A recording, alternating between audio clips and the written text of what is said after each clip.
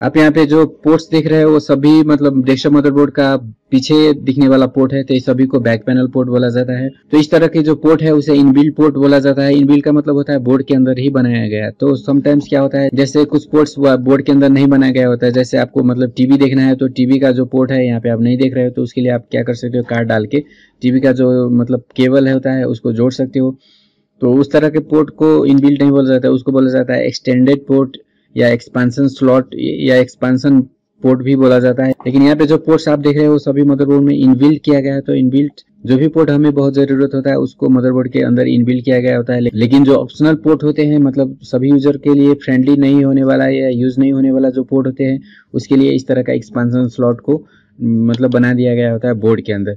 तो आज हम बात करेंगे सभी बैक पैनल के पोर्ट के अंदर। तो आप देख सकते हो बहुत सारे पोर्ट्स इस तरह से यहाँ पे है। तो एक पुराना बोर्ड भी मैं आपको दिखाता हूँ और दिखाता हूँ ये मतलब जो बोर्ड है, मतलब एक नया बोर्ड और एक पुराना बोर्ड में क्या अंतर है। तो आप देख सकते हो जो पुराने बोर्ड है उसमें मतलब ये जो पोर्ट है वो ज़्यादा है, इसमें वो पोर्ट को नहीं डाला गया है। तो इसका पोर्ट का जो फंक्शन है वो अभी हमें उतना ज़रूरत नहीं है, इसीलिए नए बोर्ड से इस पोर्ट को हटा दिया गया है। और उसके साथ साथ आप देख सकते हो यहाँ पे भी एक पोर्ट है, मतलब दोनों पोर्ट का काम अब उतना ज़्यादा नहीं रह गया, तो इसीलिए नए बोर्ड में इस दोनों पोर्ट का यूज़ उतना ज़्यादा नहीं किया जाता है। लेकिन आप यहाँ पे देख सकते हो ये जो पोर्ट है वो है, और उसके बाद यहाँ पे बीजे पोर्ट, यहाँ पे बीजे पोर्ट था ये निकल गया है, और उसके बाद जो बाकी पोर्ट है सभी सेम टू सेम है। मतलब ये दो पोर्ट जो आप यहाँ पे देख रहे हो मतलब नई बोर्ड में नहीं भी हो सकता है। लेकिन मैं आपको टोटल इन्फॉर्मेशन दूंगा, मेरे पास पुराना बोर्ड भी है नए बोर्ड भी है, तो मैं आपको सभी पोर्ट का डिटेल इन्फॉर्मेशन देने वाला हूँ। तो आपको टेंशन लेने की कोई ज़रूरत नहीं है। तो चलिए हम शुरू करते हैं और जानते हैं बैक पैनल के अंदर जो पोर्ट्स होते हैं उसकी डिटेल इन्फॉर्मेशन। तो यहाँ पे मैंने कुछ लिख के रखा हुआ है जिससे मुझे आपको एक्सप्लेन करने में आसानी हो।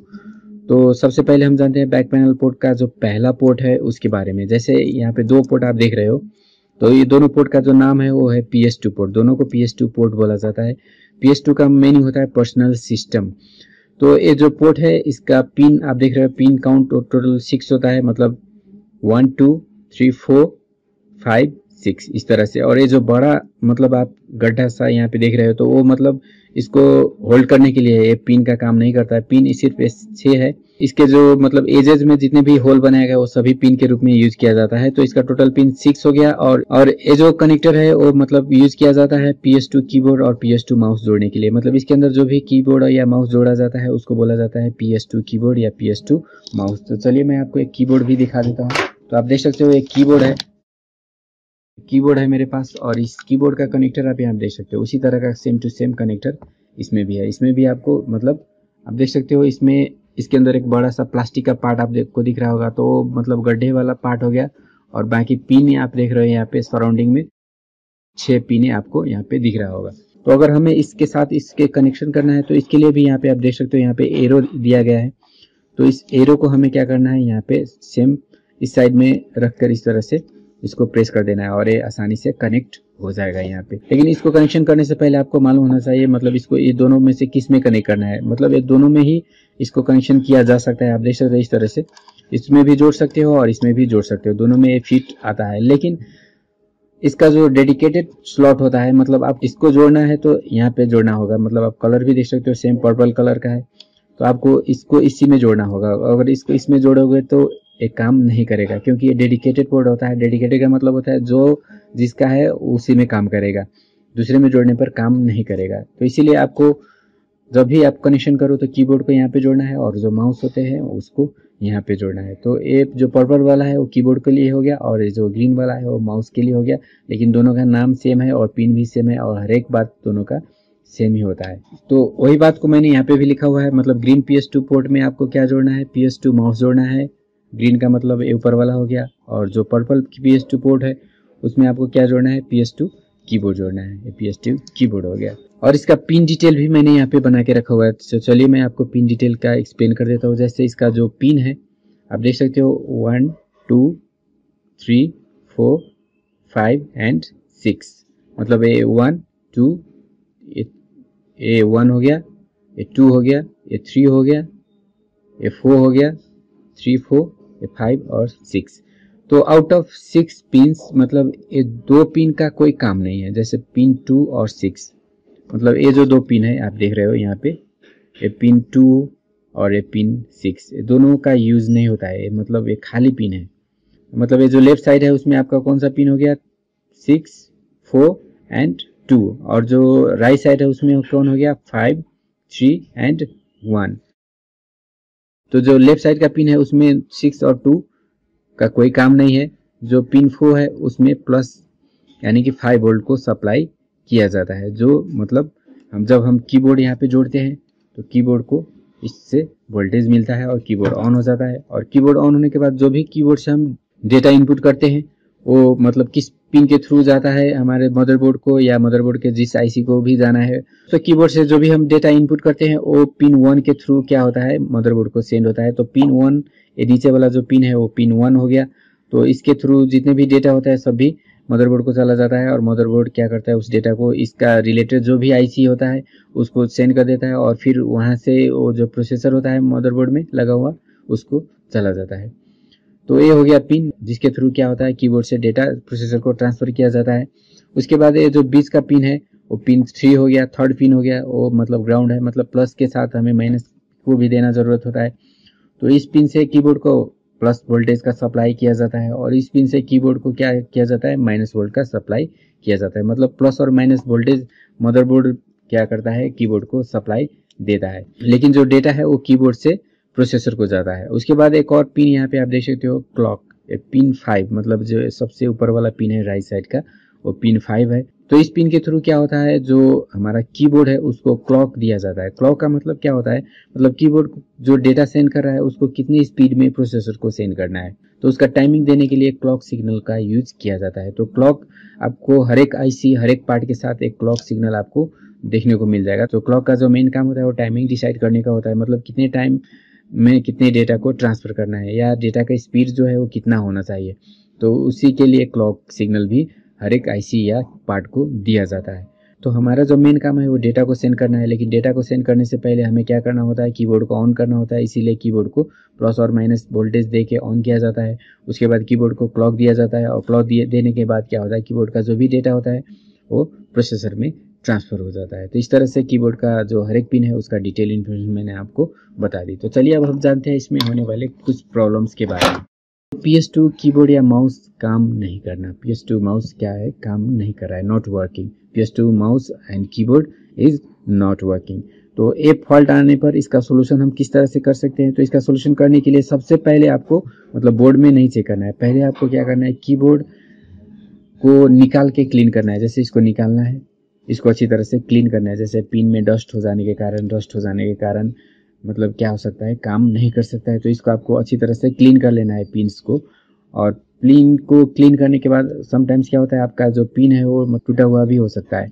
मानिए 2 और 6 टूटा हुआ है तो कीबोर्ड काम करेगा, लेकिन पिन 4 अगर टूटा है तो काम नहीं करेगा, पिन 3 टूटा है तो काम नहीं करेगा, पिन 1, 5 ये सभी टूटा है तो काम नहीं करेगा, क्योंकि 2 और 6 डमी मतलब यूजलेस पिन होता है, तो वो ब्रेक हो जाने पर भी कोई फॉल्ट नहीं होगा। लेकिन उसके अलावा अगर आपका कोई पिन इसमें टूटा हुआ है तो एक कीबोर्ड या माउस जो भी है वो काम नहीं करेगा। तो पहले आपको क्लीन करना है, इसको भी क्लीन कर लेना है, और इसको क्लीन करने के बाद आपको फिर से जोड़ के एक बार देखना है। समटाइम्स क्या हो जाता है आप मतलब उल्टा भी जोड़े हो सकते हो, मतलब कि कीबोर्ड यहाँ पे जोड़ने वाला है लेकिन आप यहाँ पे जोड़ दिए हो तो भी काम नहीं करेगा। तो सबसे पहले इसको क्या करना है, निकालना है, क्लीन करना है, प्रॉपर जगह पे जोड़ देना है। और जोड़ने के बाद क्या करना है आपको, जोड़ने के बाद भी काम नहीं करेगा, मानिए कीबोर्ड काम नहीं कर रहा है तो क्या करना है, दूसरा कीबोर्ड ला के जोड़ के देखें क्या हो सकता है। समटाइम्स आपका कीबोर्ड में फॉल्ट हो सकता है, तो कीबोर्ड में फॉल्ट है तो उस टाइम में आप मदरबोर्ड को रिपेयर करके भी आपका सोल्यूशन नहीं होने वाला है। तो पहले आप क्या करें, कीबोर्ड को रिप्लेस करके देखें, और कीबोर्ड रिप्लेस करने के बाद भी अगर काम नहीं हो रहा है तो अब क्या करना है आपको मदरबोर्ड में चेक करना है। तो मदरबोर्ड में आपको कहाँ पे चेक करना है, तो मदरबोर्ड का जो सबसे पहला चेकिंग होता है वो पिन नंबर 4 में होता है, क्योंकि पिन नंबर 4 से क्या होता है मदरबोर्ड कीबोर्ड को वोल्टेज सप्लाई करता है। तो मदरबोर्ड में मानिए आपका कीबोर्ड जो है उसमें लाइट नहीं ग्लो हो रहा है, मतलब कीबोर्ड को जोड़ने के बाद आप नम लॉक, यहाँ पे जो नम लॉक होता है तो नम लॉक करने पर यहाँ पे मतलब एक लाइट ग्लो होता है, और कैप्स लॉक ऑन करने के बाद भी क्या होता है यहाँ पे दूसरा लाइट ग्लो होता है।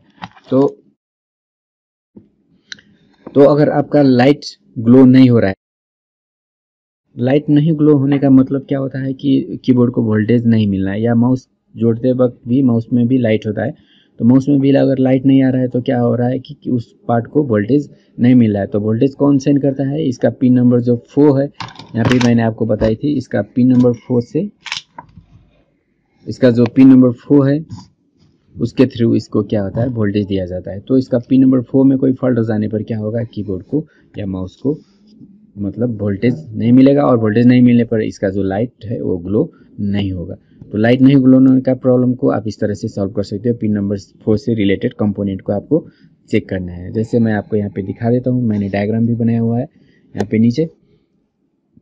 चलिए मैं इस डायग्राम को थोड़ी देर में आपको एक्सप्लेन करूंगा, पहले मैं आपको सॉल्यूशन बता देता हूँ। और उसके बाद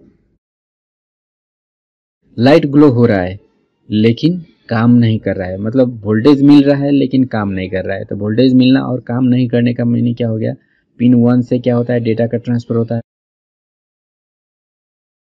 और पिन 5 में क्या मिलता है, और पिन 5 में क्लॉक मिलता है। तो अगर डेटा और क्लॉक में कोई फॉल्ट आ जाता है तो क्या होगा, वोल्टेज तो जाएगा लेकिन जो इन्फॉर्मेशन जाना चाहिए कीबोर्ड से प्रोसेसर को वो इन्फॉर्मेशन नहीं जाएगा। तो कीबोर्ड काम नहीं करेगा, कीबोर्ड में हम प्रेस करेंगे फिर भी जो हमारा काम है वो नहीं होगा। तो उस टाइम में हमें क्या करना है, पिन 1 और पिन 5 को चेक करना है, क्योंकि 5 में क्लॉक आता है और पिन 1 से डेटा का ट्रांसफर होता है। तो अगर क्लॉक नहीं आए तो भी कीबोर्ड काम नहीं करेगा, और क्लॉक आने के बाद अगर जो डेटा है वो भी उसमें लाइन में भी शॉर्टिंग हो गया तो क्या होगा, डेटा प्रोसेसर को नहीं पहुंच पाएगा और कीबोर्ड काम नहीं करेगा। तो इस तरह से हम कीबोर्ड का रिपेयरिंग कर सकते हैं। तो चलिए अब हम जानते हैं मतलब कीबोर्ड का जो टोटल सर्किट डायग्राम होता है वो किस तरह से होता है और कैसे काम करता है। तो आप यहाँ पे देख सकते हो पिन कन्फिगरेशन मैंने पहले भी आपको बता दिया था, यहाँ पे भी आप देख सकते हो इसका पिन 1 2 मतलब जो राइट साइड है वो पिन 1 3 5 है, और जो लेफ्ट साइड है उसमें है पिन 2 4 एंड 6। तो 6 और 2 खाली पिन है, और उसके बाद जो पिन 4 है उसमें क्या हो रहा है, वोल्टेज आ रहा है। तो वोल्टेज कहाँ से आएगा, ATX कनेक्टर से। मतलब ATX कनेक्टर का मतलब हो जाता है मदरबोर्ड के अंदर जो ए पार्ट है उसको बोला जाता है ATX कनेक्टर। तो ATX कनेक्टर इसमें 24 पिनें होती है, तो 24 पिन आप देख सकते हो सेम इसी तरह से। तो ये जो पिन है माइनस पिन है, अभी आप देख सकते हो माइनस, और 1 2 3 मतलब ये 3 पिन जो है, मतलब ए और ए, 3 में 5 वोल्ट का सप्लाई होता है। मतलब SMPS जोड़ने पर आपको पता चल जाएगा, इसमें रेड वायर का कनेक्शन होता है, तो इससे 5 वोल्ट क्या होता है, आता है तीनों में। तो तीनों में से जो 5 वोल्ट आता है वो हमें चाहिए कीबोर्ड में, क्योंकि कीबोर्ड को चलने के लिए हमें 5 वोल्ट का ज़रूरत है।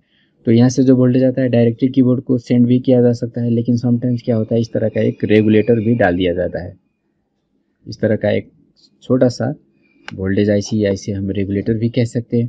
तो रेगुलेटर को वोल्टेज दिया जाता है, और रेगुलेटर क्या होता है, कंट्रोल करके वोल्टेज को कीबोर्ड को सप्लाई कर देता है। तो मतलब जब भी वोल्टेज सप्लाई कहीं पे भी होता है तो उसमें फिल्टर करने के लिए इस तरह का कैपेसिटर कॉइल और मतलब सेफ्टी के लिए फ्यूज भी डाला जा सकता है। तो इस तरह का कंपोनेंट भी होने का चांसेस ज़्यादा रहता है। तो अगर फ्यूज जल जाए या कॉइल जल जाए या जो कैपेसिटर शॉर्ट हो जाए तो क्या होगा, कीबोर्ड में वोल्टेज नहीं जा पाएगा और कीबोर्ड क्या होगा, काम नहीं करेगा।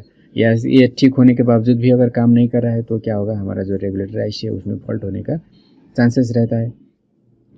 तो वोल्टेज नहीं जाए तो आपको इस कंपोनेंट मतलब इससे जुड़ी जो कंपोनेंट, इस तरह का कंपोनेंट आपको मिलेगा बोर्ड के सराउंडिंग में, मतलब बोर्ड के पास में भी आपको मतलब पास में ही इस तरह का कंपोनेंट आपको मिलेगा।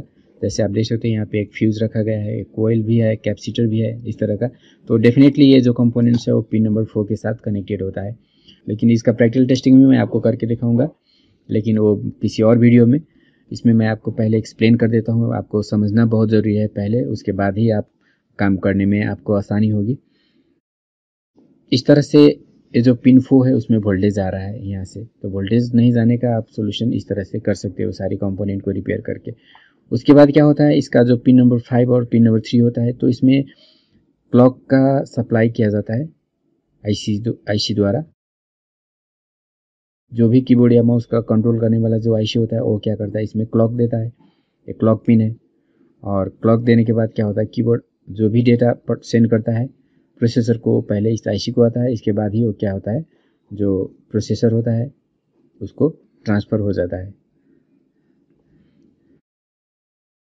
तो ये दोनों में जो डेटा आता है उसको भी हमें कुछ वोल्टेज देना, बूस्ट वोल्टेज देना जरूरी होता है। तो बूस्ट वोल्टेज देने के लिए क्या होता है, ये जो 5 वोल्टेज सप्लाई आ रहा होता है मतलब कीबोर्ड के लिए, उसी में एक रजिस्टर को पैरेलली कनेक्ट करके इसको भी मतलब क्लॉक को भी और जो डेटा है उसको भी बूस्ट करने के लिए इस तरह से एक छोटा सा रजिस्टर जोड़ के इसको भी वोल्टेज दिया गया होता है। तो अगर ये वोल्टेज नहीं आ रहा है तो क्या होगा, डेटा भी काम नहीं करेगा। या वोल्टेज में अगर ये रजिस्टर कहीं पे फॉल्ट हो जाता है तो क्या होगा, मतलब वोल्टेज यहाँ पे मिलेगा लेकिन क्या हो जाएगा, ये डेटा का जो बूस्ट वोल्टेज है वो नहीं मिलेगा और फिर क्या होगा, कीबोर्ड और माउस का जो आईसी से जो आने वाला सिग्नल है वो कीबोर्ड को नहीं मिल पाएगा और कीबोर्ड से आने वाला जो सिग्नल है वो इस आईसी को नहीं मिल पाएगा।